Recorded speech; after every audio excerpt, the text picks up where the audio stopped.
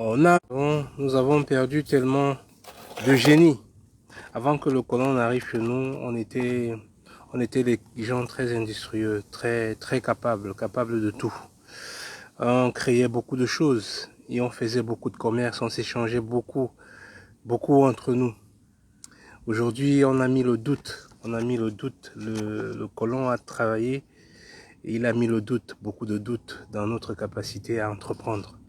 Donc, au fait, aujourd'hui, je vous parle de l'entrepreneuriat parce que c'est parmi le développement humain, le développement de nos enfants, il y a une chose qu'ils devraient acquérir après avoir travaillé leur matière grise. Dans la matière grise, avoir la compréhension des enjeux de tout, il faut savoir s'en sortir, se cultiver, c'est une très bonne chose. Mais il faut que l'enfant sache se débrouiller, comme je dis, sache travailler de ses mains. Maintenant que si tu as la maîtrise de tout ça, il faut créer des entreprises, il faut permettre de proposer ses services, de vendre ses services par soi-même, très souvent, par soi-même. Donc quand tu sais faire la mécanique, quand tu sais faire la plomberie, quand tu sais faire la menuiserie, les trucs indigènes là, les médicaments, hein, si tu sais faire toutes ces choses là, le massage des gens, les gens qui savent masser, le massage des gens, il faut proposer ces services et avoir en retour quelque chose qui puisse te permettre de survivre, de vivre en fait, décemment, de payer de l'éducation de tes enfants, d'envoyer tes enfants à l'école et toi-même d'avoir des loisirs. Donc pour ça, l'entrepreneuriat, c'est ce que nos parents faisaient, hein. Ils faisaient ça beaucoup. Aujourd'hui, ça a des noms. On a professionnalisé ça, on fait de telle sorte que il faut que tu aies des diplômes pour, pour que tu puisses faire de l'entrepreneuriat. Pourtant, nos parents n'avaient pas besoin de diplôme. Moi, les mamans s'en sortaient avec... ma maman, elle a vendu des beignets. Mais elle a dû vendre des beignets parce que mon père ne travaillait plus. Et quand mon père a commencé à travailler, elle a laissé la vente des beignets. Pourquoi? Parce que en tant que comptable dans une grande société, il ne faut pas que ta femme vende des beignets. C'est écœurant. Vous voyez le mindset qu'on nous a mis. Pourtant, elle s'en sortait quand mon vieux a perdu le boulot. C'est avec son argent maintenant que on pouvait nous envoyer à l'école, qu'on nous envoyait à l'école. Et une fois que le vieux a repris le travail, je ne sais pas pourquoi elle a arrêté. Pourtant, ça aurait été un plus pour elle. Mais elle a arrêté. C'est comme ça, au fait, depuis que le colon est arrivé, il nous a ramené le salariat. Donc, on s'est adapté à cela. On ne veut plus entreprendre.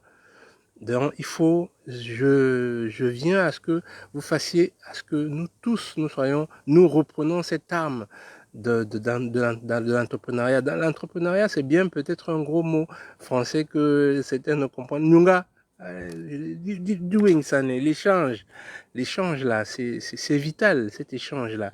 Et ce qu'ils ont su faire aussi, c'est que ils ont fait à ce que nous n'ayons pas confiance en nous. Ça veut dire que quand tu échanges avec quelqu'un maintenant, cette personne ne te vend pas des bonnes choses ou toi tu ne payes pas à temps. Donc ce manque de confiance qu'on a créé en nous a, a beaucoup aidé à ce que jusqu'à aujourd'hui nous sommes encore sur ce joug de la méfiance de soi. Donc il va falloir que on travaille justement, on va travailler pour que tous ces mécanismes qui ont été mis en place et qui sont toujours en place, qu'on les enlève de nos façons d'être. C'est important. Donc pour ça, je vais vous appeler à soutenir. Il y a des gens qui font des vidéos sur l'entrepreneuriat. Il faut les regarder. Il faut regarder beaucoup de ces gens-là. Il y a des gens très fiables là-dedans qui peuvent vous aider à développer pas mal de choses. Même les gens qui font aussi dans l'agriculture et ceux qui conseillent les gens sur les trucs, des trucs de l'indigénat, les médicaments là, à base des herbes. Il faut regarder ça. Il faut se cultiver, se nourrir de ça et planter ça chez soi. Il faut beaucoup regarder ces trucs, c'est très instructif. Donc, il faut aussi soutenir nos sœurs ici qui sont dans la diaspora, qui essayent d'être productifs, qui créent, qui louent des salles. Il faut les soutenir parce qu'ils louent des salles pour que vous veniez, pour encourager l'entrepreneuriat, pour que des gens viennent exposer tout ce qu'ils créent, tout ce qu'ils savent faire, justement, dans tous les domaines que je viens de vous citer, des gens qui savent faire des plantes à base des plantes, tous les thés là, tous ces machins là, la nourriture de chez nous, les sacs, les gens qui savent faire les habits, les gens qui savent faire pas mal de choses, les boissons et d'autres services d'accompagnement que ces gens-là vont proposer ce jour-là. Ce sera le bazar créatif. C'est quand? C'est le 11 juillet. Le 11 juillet, il faut que vous soyez là. Bougez-vous un peu. Venez montrer à vos enfants que c'est ce qu'ils doivent faire. Entreprendre et se soutenir. Ça aussi, le colon, il a tué ça. Hein. Il a tué ça. La solidarité, l'esprit de solidarité dans la créativité. Quand tu vois que ton frère sait faire une chose, tu dois le pousser à être meilleur pour qu'il puisse s'acheter les matériaux nécessaires pour justement, quand je parle des trucs, des locations des salles, regardez, nous devons avoir nos salles. Nous devons savoir nos frères et sœurs, et c'est un frère qui a cette salle-là. C'est un frère sénégalais qui a cette salle. Donc il va falloir que beaucoup de Sénégalais viennent ce jour-là. Et il y a les exposants, c'est de tout, ça vient des Antilles, c'est de partout. C'est le Sénégalais qui a la salle, c'est une Camerounaise qui organise, et les exposants sont de partout. Bénin, partout au Cameroun, Sénégal, un peu de partout, les Antilles. Donc c'est toute la diaspora africaine. Toute la diaspora africaine. Quand je dis africaine, j'inclus bien sûr les Haïtiens, l'Haïti, j'ai inclus Haïti, j'ai inclus la Martinique, la Guadeloupe, la Guyane, j'ai inclus tout le monde. J'inclus tout le monde. Hein, parce que tout ça là, c'est l'Afrique. C'est l'Afrique qui a été segmentée et envoyée de gauche à droite, qui aujourd'hui a des difficultés à se regrouper, mais petit à petit, c'est en train de se faire. Nous n'avons pas encore des États forts, mais avec des États forts, c'est pour ça, entre autres, qu'on est en train de combattre l'AES, parce qu'on ne veut pas que l'Afrique ait des États. Ils savent que les Africains, on a un génie incroyable. On a un génie incroyable. Et ils ne veulent pas que nous en prenions conscience. Ils veulent que nous soyons, et que nous restons dans le complexe d'infériorité pour que on soit toujours sur exploitation. Comment ça se fait que on va boire dans des bars, on va donner de l'argent. Moi, je vois dans des trucs, les gars, ils vont donner de l'argent à la bête qui la nourrit. Ils vont nourrir la bête. Hein, dans les restaurants, déjà, on ne vous veut pas dans ces restaurants-là, mais vous forcez. Allez dans les restaurants de vos frères et sœurs. Et vous qui avez les restaurants, les commerces et tout le reste, quand vos frères viennent traiter les, ils veulent que vous les traitez avec beaucoup vous les donnez de la valeur, vous les donnez de l'importance. Donc, tous les exposants là, soyez accueillants, soyez souriants. Vos frères, ils ont besoin de ça. Ils viendront, ils vont vous soutenir, ils vont venir. Je suis sûr que le 11 juillet, samedi 11 juillet, il y a beaucoup. Avec vos enfants, hein.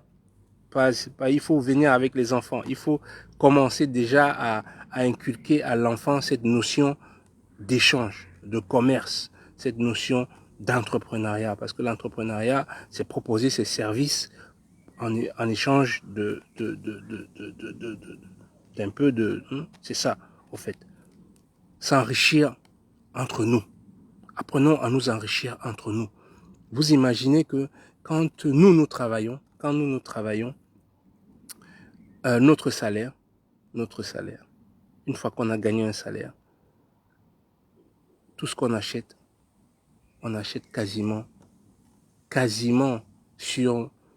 prenons sur 1000 euros. On ne dépense même pas 100 euros sur des commerces de nos compatriotes. On ne dépense même pas 100 euros. C'est juste pas croyable. Vous donnez 900 € à d'autres personnes. À d'autres personnes.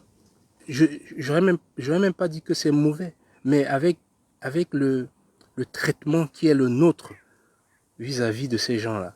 Un jour, j'allais acheter, parce que je me lavais avec l'espèce de couchard, nous on appelle ça couchard, il y a les trucs machin là, je me frottais avec, je me frottais la peau avec, je me lavais pas avec le gant. Bon, comme au pays on se lave toujours avec le couchard, nous on appelle ça le couchard, cette espèce de truc. Je suis allé acheter ça, je sais pas, dans une boutique, je sais pas ce que c'est, c'était pas des Africains en tout cas. Je suis allé acheter ça là-bas, et je viens, le gars, il se moque de moi, il dit, ah, lui, il veut s'enlever sa peau noire. Je dis, mais celui-là, il se fout de moi ou quoi? Je viens acheter chez lui, en plus, il se fout de ma gueule. Ah, moi, on se fout pas de moi deux fois. Hein. Moi, on se fout pas de moi une fois. On se fout pas de moi deux fois. Une fois que tu as fait ça, jamais plus tu me verras. Jamais, je suis pas celui qui... je suis pas un maso, hein. Je suis pas un maso. Moi, on me fait pas ça. Tu es même celui qui, même dans les directs, quand tu te mets à m'insulter, à insulter les miens, je ne regarde plus ton direct. Je ne regarde plus. Je viens plus là-dessus. Si ce n'est pas pour me motiver, me pousser à faire, tu commences à... Il y a un direct que j'avais vu, le gars, c'est carrément... Mais c'est des insultes. C'est pas... Je parle des insultes. C'est ce que ce monsieur a fait. Je viens lui donner mon argent, mon énergie, et il se permet de m'insulter. Jamais. J'ai préféré me laver avec les gants. J'ai préféré les gants avec le gant. Je préfère me laver depuis des années maintenant avec le gant que d'aller acheter, parce que ces boutiques-là, c'est elles qui ont nos produits. Non, j'ai dit, plus jamais je mettrai mes pieds là-bas. Plus jamais. Pas moi. Hein. Pas moi. Je préfère encore aller donner ça dans les grands machins que d'aller sur quelqu'un qui m'insulte. Donc, venez soutenir vos frères et sœurs qui vont exposer. Il y aura de la nourriture afro-caribéenne. Il y aura de la pâtisserie. Des gens qui vont, des créateurs de pâtisserie. Il y aura des créateurs de vestimentaires. Il y aura des accessoires, les sacs et tous ces machins-là. Il y aura les produits de beauté, tous les produits de bien-être. Les boissons. Il y aura plein de dégustations. Il y aura de la tombola et du défilé. Et il y aura de la chanson. Vous aimez danser? Il y aura de la musique aussi. Il y aura de la musique. Il y aura de la musique antillaise, il y aura de la musique africaine. Venez vous amuser le 11 juillet. C'est de 11h à 22h. C'est Espace Guffy à Paris. 18 rue Sédane, dans le Paris 11. L'entrée est gratuite. Hein. L'entrée est gratuite, c'est un jour. Venez aider vos sœurs. C'est un jour. Elle loue la salle et elle vous fait rentrer un jour. Normalement, elle doit vous faire payer. Mais elle fait ça gratuitement. Et les métros, les transports en commun pour venir, c'est la Bastille, la ligne 1, la ligne 5, la ligne 8. Hein? Et soit tu descends à Bastille, soit tu descends à Brequet-Sarbin, la ligne 5, Brequet-Sarbin. Le contact pour contacter la personne, c'est le 06 41 12 79 86. Je répète, hein, 06 41 12 79 86. Venez soutenir vos sœurs. Venez soutenir vos sœurs. J'espère que l'adresse, pour ceux qui vont, qui pourront faire les captures d'écran, je vous mets bien l'adresse là. Soutenez vos sœurs, ramenez vos enfants.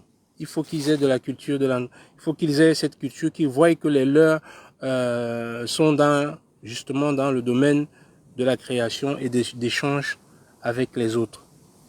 C'est important pour eux, c'est important pour leur éducation. C'est gratuit, ils n'ont pas à payer, vous n'avez pas à payer non plus. Venez qu'ils apprennent, qu'ils voient, parce qu'on apprend mieux quand on voit. Quand on voit, c'est là où on apprend mieux. Ce n'est pas, c'est pas juste quand tu parles aux enfants et que tu les entraînes, tu les montres que mais voilà comment on fait. L'enfant, il apprend très vite. On copie en voyant. En voyant. Donc venez nombreux. Samedi 11 juillet. Samedi 11 juillet. C'est entre 11 h, ça commence de 11 h à 22 h. De 11 h à 22 h. C'est en plein Paris. C'est en plein Paris. Il va faire beau. Venez déguster, venez, il y aura de la boisson, il y aura plein de boissons. Vous allez danser. Il y aura plein de belles femmes aussi, pour ceux qui ne sont pas mariés. Et il y aura plein d'hommes aussi, pour celles qui ne sont pas mariées. Venez vous amuser. Ciao.